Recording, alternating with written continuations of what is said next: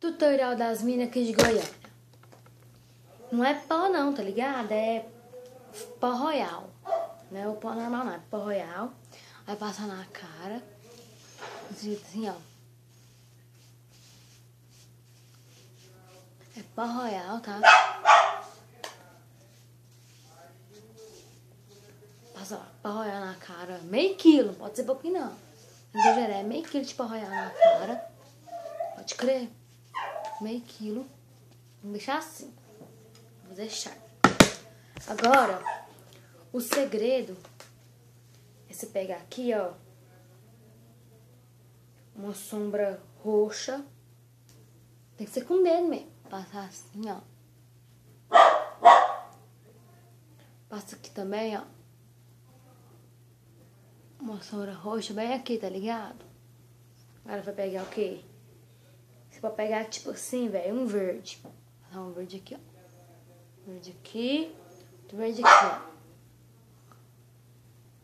Um verde, tá ligado? E tem que iluminar a sobrancelha, senão não fica legal, não. Passa bem assim, ó. Bem assim. Pra iluminar.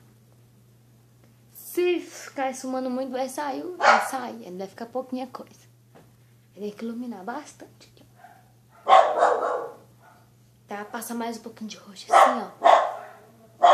Eita, pô.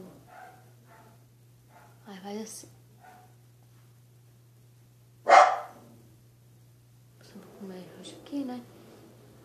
Aí. A sombra tá feita. Agora você vai pegar o delineador. Vai ter que passar assim, ó.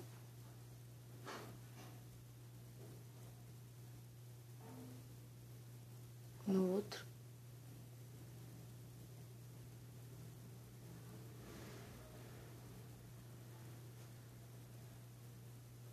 Mas não pode ser fininho, não. Tem que caprichar. Tem que vir aqui, tem que passar muito.